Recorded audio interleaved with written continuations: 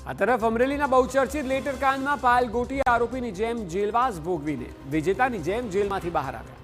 Payal ગોટીની jail મુક્તિ સમયે ભાવુક દ્રશ્યો સર્જાયા હતા। પાયલના માતા પિતાની આંખો ભીની થઈ ગઈ। જેલ બહાર આવતાની સાથે જ પાયલે કહ્યું સત્યમેવ જયતે। જેલ મુક્ત થયા બાદ પાયલ ગોટી પોતાના ગામ વિઠ્ઠલપુર પહોંચી હતી, જ્યાં ગ્રામજનોએ ઢોલ નગારા સાથે સામયું કર્યું। લેટરકાંડ કેસમાં આરોપી પાયલ ગોટીના જામીન મંજૂર થયા છે।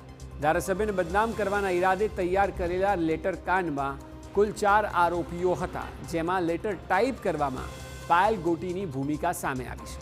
આરોપી યુવતીના સરઘસ અંગે વિવાદ થયો હતો। હવે પાયલ ગોટીને આખરે જામીન પર મુક્ત કરવામાં આવી છે। કોર્ટનો ચુકાદો આવતા જ કોર્ટ પરિસરમાં ઉપસ્થિત પાટીદાર સહિતના સમાજના લોકોએ ખુશી વ્યક્ત કરી।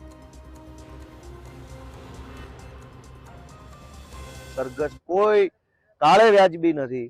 આમ છતાં એસપી સાહેબે પગલાં લેવાની બાબતમાં કોઈ મને ઠોસ નક્કર જવાબ આપ્યો નથી।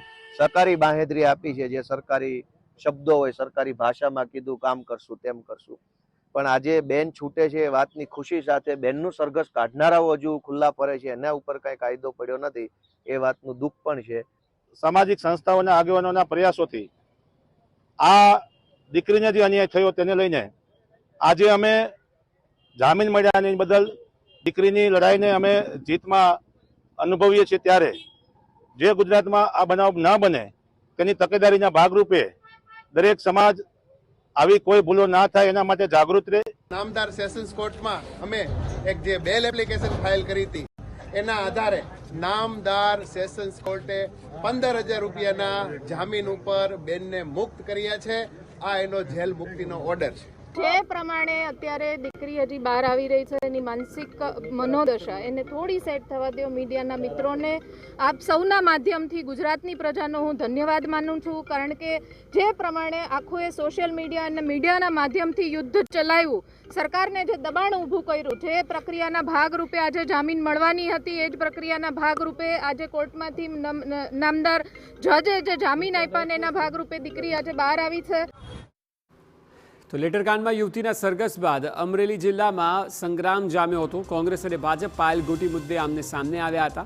હવે અમરેલી જિલ્લા મધ્યસ્થ સહકારી બેંકે પાયલ ગોટીને કાયમી નોકરી આપવાની તૈયારી બતાવી છે। આ અંગે સહકારી બેંકના દિલીપ સંઘાણીએ બેંકની બોર્ડમાં ઠરાવ પણ કરાયો, જેને મંજૂરી આપી દેવામાં આવી છે।